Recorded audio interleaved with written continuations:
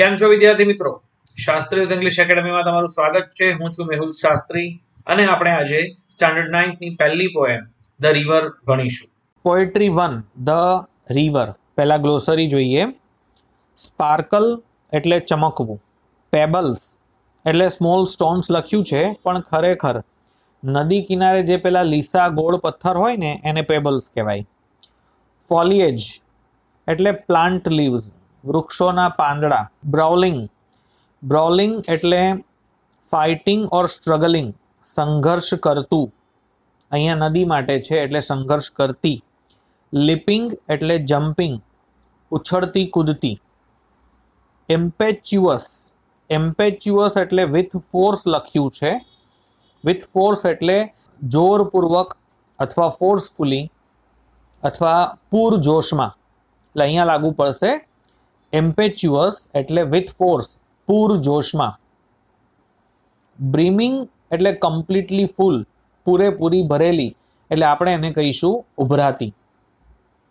Tending એટલે બી incline two, એટલે ટેન્ડિંગનો meaning થશે બી ઇન્ક્લાઇન ટુ, તો જેણે મક્કમ મન કરી લીધું છે, જેણે મન બનાવી લીધું છે, અથવા ની તરફ આગળ વધતી.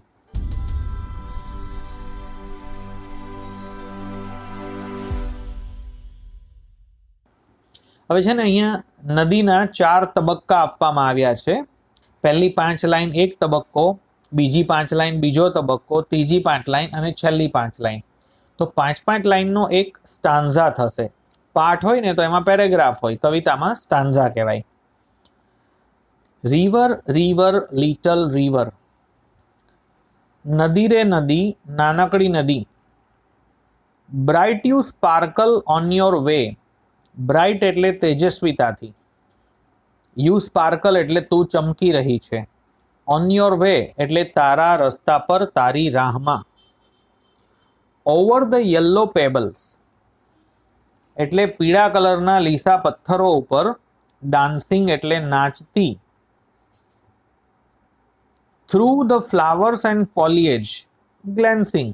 થ્રુ એટલે માંથી, ફ્લાવર્સ એન્ડ ફોલિએજ ફૂલો અને પાંદડાઓમાંથી. ગ્લેન્સ કરવું એટલે કે નજર કરવી, એટલે કે જોવું, જોતી.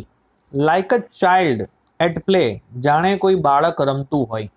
ફરીથી જુઓ. રિવર રિવર લિટલ રિવર, નદી રે નદી નાનકડી નદી. Bright you sparkle on your way, તેજસ્વીતાથી તું તારી રાહમાં ચમકે છે. Over the yellow pebbles dancing, એટલે યલો પેબલ્સ પીળા ચમકતા પથ્થરો પર નૃત્ય કરતી, ડાન્સ કરતી. Through the flowers and foliage glancing, ફૂલો અને પાંદડાઓમાંથી નજર કરતી. Like a child at play, જાણે કોઈ બાળક રમતું હોય એવી રીતે તું વહે છે.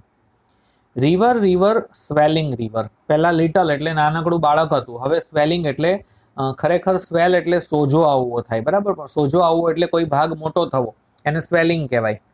સોજો આવવો એટલે કોઈ ભાગ મોટો થવો, એને સ્વેલિંગ કહેવાય. તો અહીંયા લખ્યું છે રિવર રિવર સ્વેલિંગ રિવર, એટલે અહીંયા સ્વેલનો મિનિંગ લેવાનો છે વિસ્તરવું, વિસ્તાર કરવો. નદી રે નદી વિસ્તરતી નદી. ઓન યુ રશ, રશ એટલે આગળ ધપવું, રશ એટલે આગળ ધપવું. તું આગળ ધપી રહી છે. Through rough and smooth, rough એટલે ખરાબ રસ્તામાંથી, સ્મૂધ એટલે સારા રસ્તામાંથી. કેવી રીતે વધી રહી છે આગળ? Louder faster brawling leaping. Louder એટલે મોટેથી, ફાસ્ટર એટલે ઝડપથી. બ્રોલિંગ એટલે પણ સંઘર્ષ કરતી, અને લિપિંગ એટલે ખરેખર અહીંયા લેવાનું છે ઉછળતી કૂદતી. ઓવર ધ રોક્સ, પથ્થરો પરથી પસાર થતી. બાય રોઝ બેન્ક્સ એટલે જેના કિનારા પર ગુલાબ ઉગેલા છે તેવા કિનારાઓ પાસેથી નીકળતી. સ્વીપિંગ, બધાને પોતાની સાથે ઘસડી જતી. સ્વીપ કરવું એટલે કંઈ કચરું પડેલું હોય ફ્લોર પર અને આપણે પાણીની ડોલ ભરીને રેડી, અને જે કચરું એની સાથે સાથે પાણીની સાથે સાથે ફોર્સમાં ચાલ્યું જાય તો એને સ્વીપ કર્યું કહેવાય. ખરેખર સ્વીપ એટલે ઝાડુ મારવું પણ થાય, બરાબર.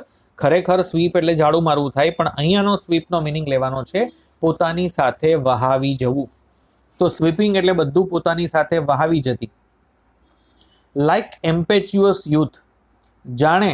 હવે એમ્પેચ્યુઅસનો એક મિનિંગ અધીરું પણ થાય. એમ્પેચ્યુઅસનો એક મિનિંગ અધીરું પણ થાય.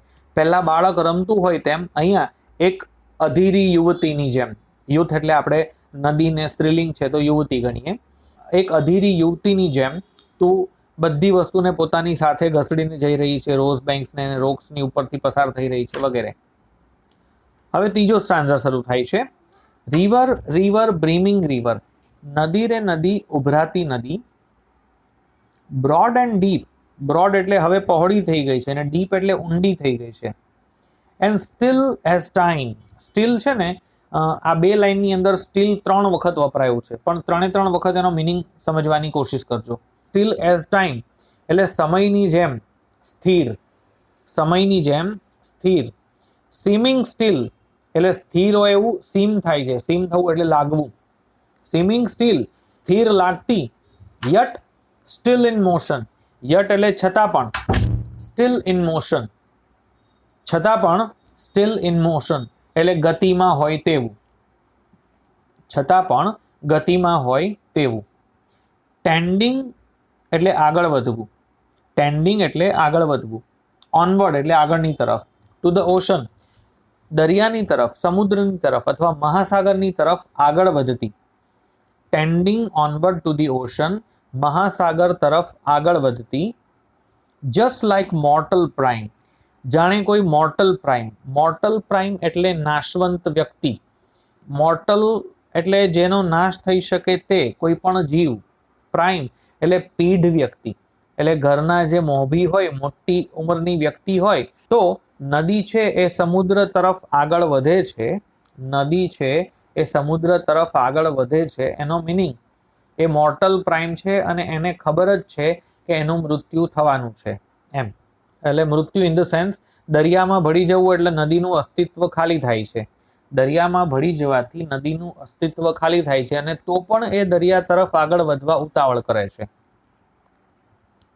રિવર રિવર હેડલોંગ રિવર, નદી રે નદી હેડલોંગ, હેડલોંગનો મિનિંગ ઉતાવળી થાય છે. હેડલોંગ રિવર ઉતાવળી નદી. Down you dash into the sea, down you dash, dash એટલે જોરમાં અથડાવું, એટલે તું જેવી દરિયામાં ભળે છે એમ દરિયામાં તારામાં રહેલો કાંપ બધો નીચે અથડાય છે દરિયાના તળિયા સુધી. સી અને દરિયો, ધેટ લાઇન, લાઇનનો મિનિંગ લેવાનો છે અહીંયા સીમા. દરિયો કે જેની સીમા, હેથ, હેથનો મિનિંગ થશે has, HAS, has. Sea that line has never sounded, દરિયો કે જેની સીમા કદી કોઈએ સાંભળી નથી.